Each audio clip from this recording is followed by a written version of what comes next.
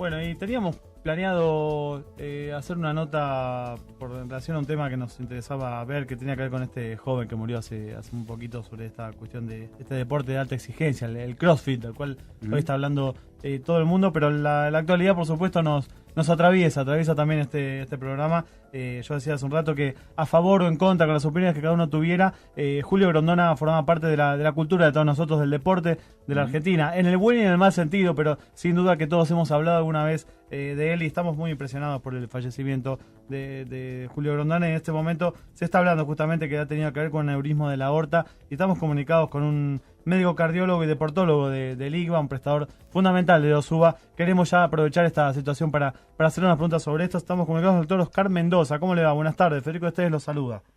Hola, ¿qué tal? Buenas tardes. ¿Cómo te va? Bien, muy bien. Bueno, una pequeña referencia si podemos hacer a este tema. ¿De qué se trata esto del aneurisma de la aorta que ha tenido que ver con el deceso de Julio Grondona esta tarde? Sí, es una patología que puede dividirse en dos partes. Una patología de tipo agudo, que fue lo que le pasó a Grondona, una patología de tipo crónico, que seguramente es la enfermedad a largo plazo de la aorta, que muchas veces comienza con una enfermedad crónica y termina en un evento agudo, ¿sí? El aneurisma de la aorta es nada más que un reblandecimiento de la pared de la aorta, que va generando una dilatación progresiva y paulatina de su pared, la cual en algún momento, si no es controlado a tiempo, puede llevar a la ruptura de la aorta, y si no es tomado en forma inmediata, en algunos casos, puede terminar con la vida del paciente. Los aneurismas de aorta vos lo podés dividir en dos partes: los aneurismas de la aorta torácica, que involucra la aorta ascendente, y la aorta que le involucra las primeras porciones del tórax, y la aorta abdominal. Son dos patologías en una misma arteria. La patología de la aorta ascendente, que creo que fue la que comprometió al señor Grondona, y su ruptura, tiene una mortalidad cercana al 100% si no es intervenida de inmediato.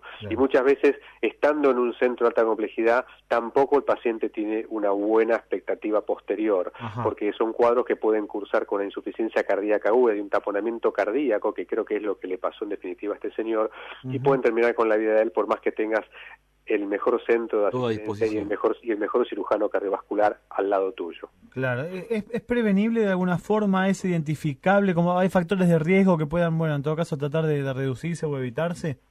Sí, hay factores de riesgo como la hipertensión arterial, que pueden generar a largo plazo una dilatación de la arteria por el efecto de la hipertensión arterial.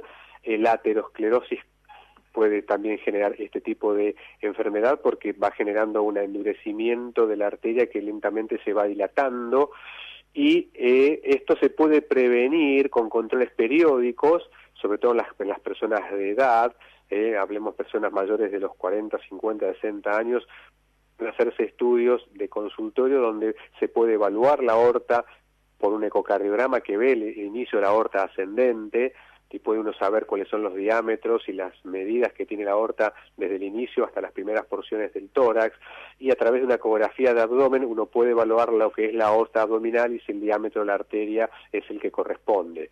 Si hay una medida del vaso por encima de los estándares normales, en la aorta torácica y ascendente estamos hablando por abajo de los 36 milímetros, si ya tenés una medida por arriba de los 40 milímetros, a uno ya lo predispone a hacer controles periódicos de ese paciente para ver si se va dilatando paulatinamente o si va llevando algún tipo de dilatación que no esté controlada correctamente.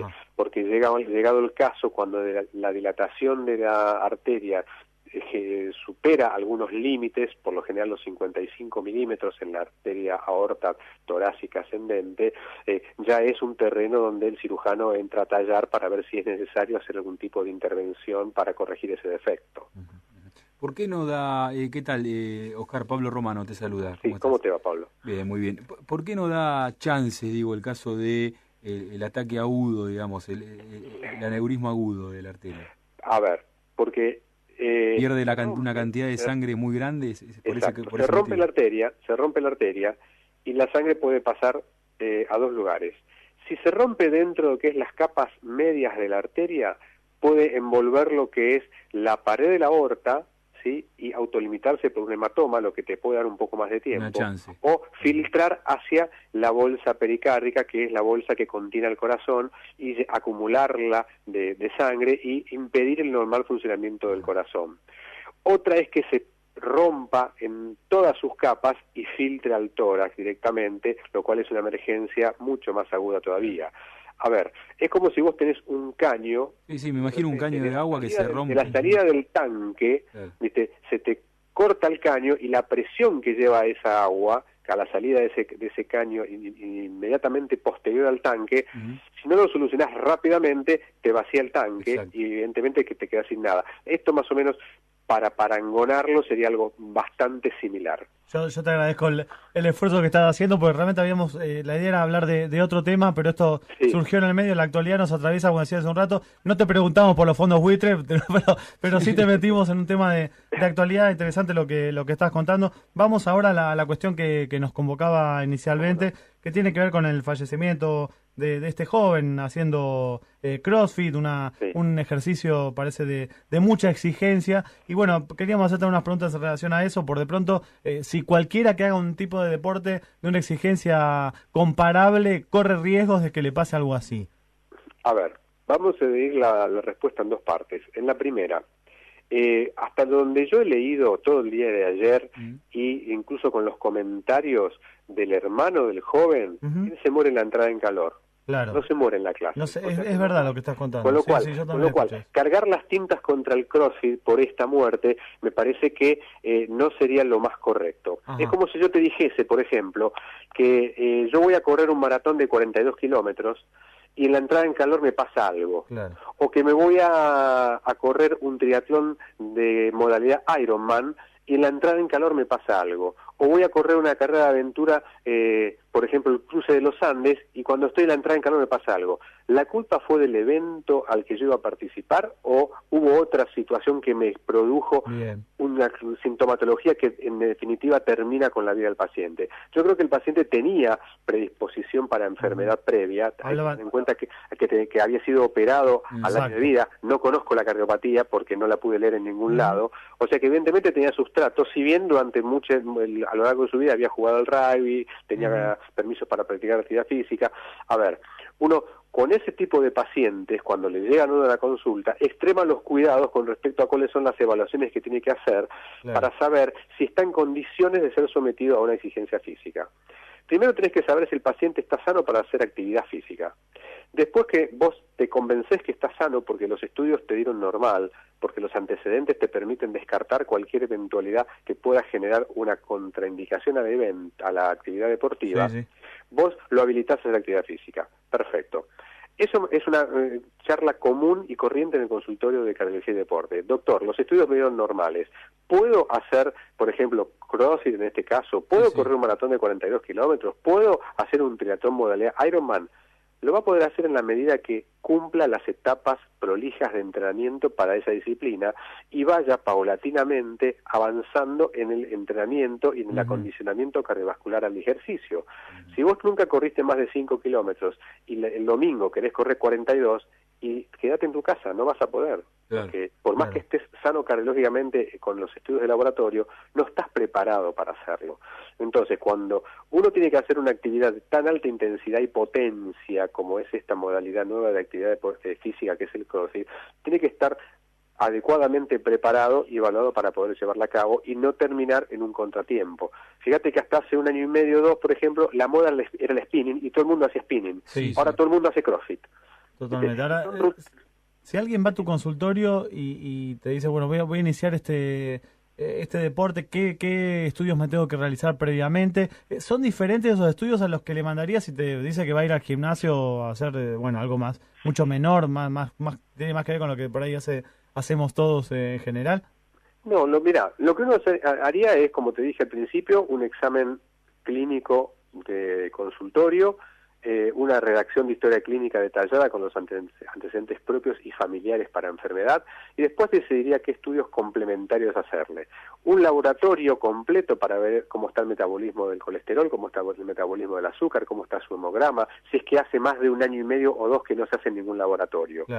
Segundo, un electrocardiograma el cardiólogo de rutina lo hace porque en la consulta involucra hacer un electrocardiograma, con lo cual ya tenés un avance. Si bien el electrocardiograma tiene poca especificidad y sensibilidad para la detección de enfermedad temprana, no más de un 68% para sensibilidad y un 75-80% para especificidad, con lo cual es bajo. No es absoluto, por eso hoy está en constante revisión si el electrocardiograma es útil en la consulta de reposo para poder habilitar a alguien a hacer actividad física.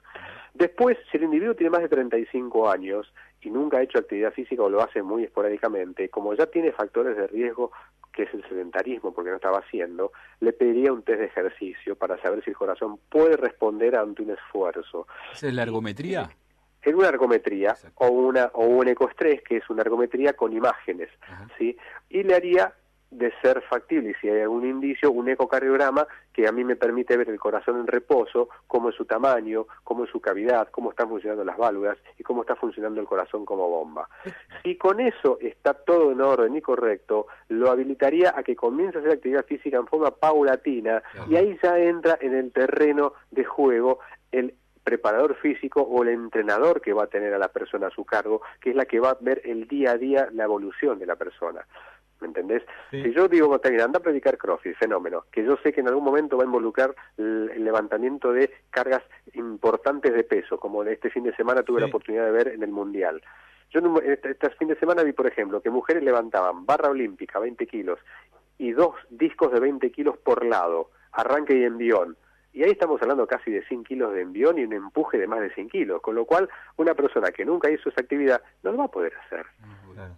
Seguramente va a llegar a hacerlo en un momento si prolijamente es llevado a un correcto entrenamiento para poder alcanzar eso. O sea que ese es el punto que uno muchas veces pasa por alto y que es el correcto entrenamiento y la correcta programación para la actividad física. Cualquier actividad física, el crossfit, el triatlón, la natación, el ciclismo de aventura. Claro, uno piensa, Oscar, que en el ejemplo que dabas recién del Mundial, piensa que estos deportistas de alta gama, digamos, de alta competencia deportiva, deben estar asesorados, deben tener un cuerpo médico detrás y todo. Ahora, esto no pasa en general en los gimnasios, por lo menos de uno conoce, o de Capital, ¿no? Yo no sé qué grado de conocimiento tienen a esos instructores sobre los riesgos cardíacos que puede tener una actividad, ¿no?